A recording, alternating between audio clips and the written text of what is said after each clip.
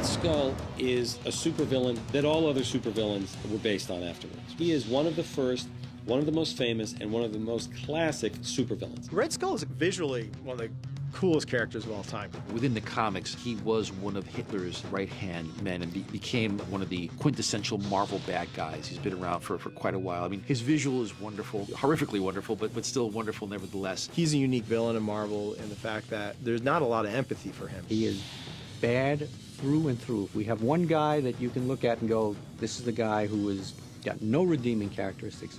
It's the Red Skull. He is bent on world domination. We wanted Red Skull to be scary as hell, and we wanted people to take him seriously. And there were two things that we knew would be required. Incredible design for the Red Skull itself that looked scary but not grotesque, that looked frightening and sort of graphically iconic, and we needed an actor who could pull it off in a way that was not campy, and was not cheesy, and was downright frightening. And the first name that came up was Hugo Weaving. Red Skull is a very iconic character. It's very big shoes to fill. He's an actor that can be so many things, someone that can still give a performance with this prosthetic on his face. Unfortunately, I am on a tight schedule. Hugo has been so great. His performance absolutely does shine through. Cut. The character I play is called Johann Schmidt. He's interested in Norse mythology. He's interested in a power beyond an earthly power, controlling this spiritual power. And I always thought that was probably the most interesting thing about him as a character. I think the important thing is to treat him as Johann Schmidt for as long as you possibly can and not treat him as the Red Skull, a man with a big red skull. While he does have the big red skull, even once that's revealed, it works a lot better if you've known him as a man. It is a moment of terrible possibility. The Schmidt you see at the beginning of the film looks a little bit like me, but Schmidt's my face is actually the mask that he wears to, I suppose, to get on in the world without people being horrified by the way he looks. But Red Skull is the character he's become as a result of the serum. So he has superhuman powers, and he's an incredibly intelligent man. He's a scientist. He's like all good villains, interested in dominating everyone else and controlling controlling the world. Villains are always the heroes of their own story. I think the best actors know this. Hugo certainly does. The minute Hugo was cast, we knew we were on our way to having a great, real, scary villain. And then the design came, and Charlie Wan and Ryan Meinerding worked on the design of the Red Skull. Looking back at a lot of the comics and seeing, you know, the huge protuberances and stuff from the cheekbones and the brow, I was really like that stuff. I wanted to try and make it unabashed Red Skull, to try and bring an oddness to it that hopefully makes it feel like Red Skull and makes him feel as scary as it possibly could be. I embrace it proudly, without fear. We did a few versions, and it's pretty easy to go creepy with it. He could look burned, he could look scarred. We did go down a path of what felt more anatomically correct, or what would be like a, you know, realistic transformation of if some guy had his face burnt off like that, or if that chemical reaction happened. Ultimately, that didn't seem to matter as much as just having an iconic Red Skull that people know it's him right away. We definitely tried some different things, and you know, just ended up with the classic Red Skull, sort of looking like it's sort of scarred, but still feeling more like a skull than any type of real flesh.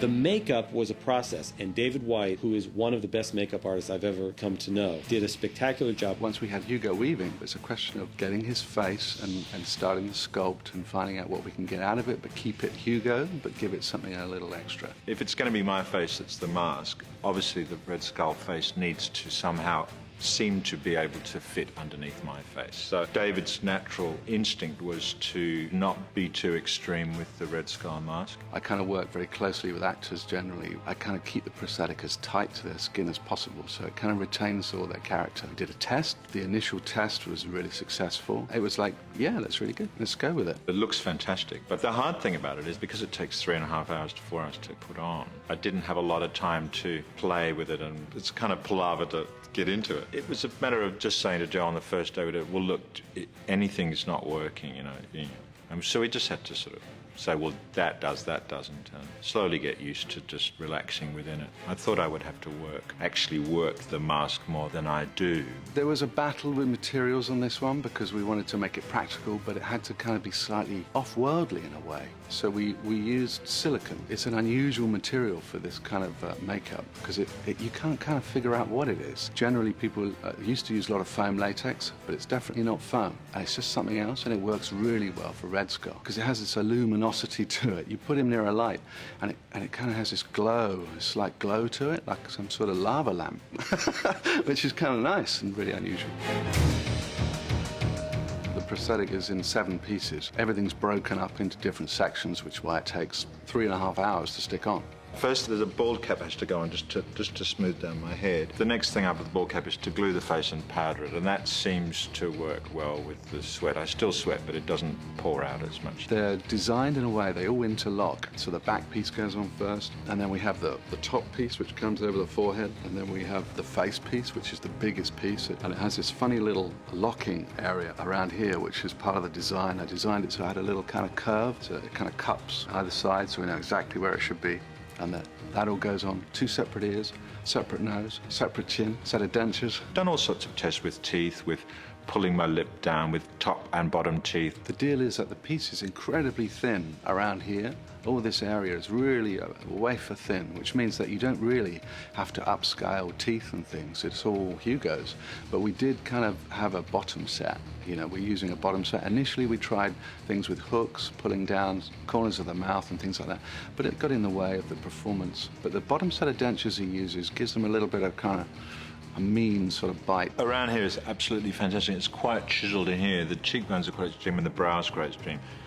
But the eyes and the mouth and what's there gives me a lot of expression and subtlety in expression, which is great. To suffer the slings and arrows of outrageous fortune, or to take arms against the sea of troubles and by opposing end them, or whatever.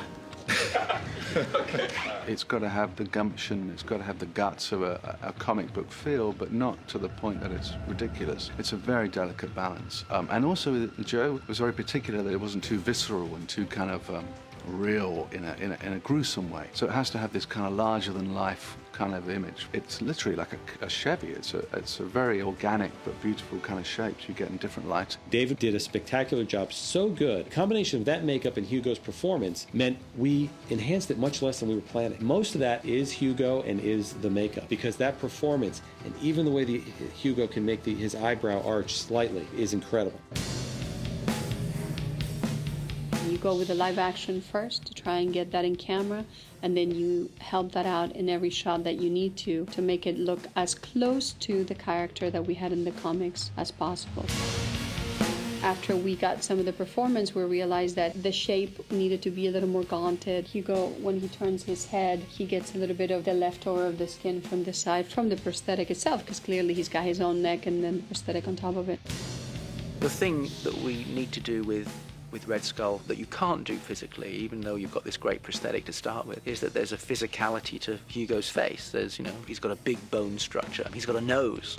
Well, Red Skull doesn't have a nose, so we have to immediately remove his nose and create a sort of what we're calling a negative nose space, which is our cavity, which is our sort of structure within the nose and seeing into the sort of the inside. So it's really just trying to gaunt him up and make him look a little bit more stylized than is possible with a physical prosthetic. Trying to sort of square up the chin and make it just look a little bit more rigid. It's all those kind of things that we're trying to do to enhance what's already there within the practical photography, but always maintaining the Hugo-ness and making sure that you never lose that, because otherwise there's not much point in having such a great actor as Hugo Weaving play your arch villain and not being able to use that.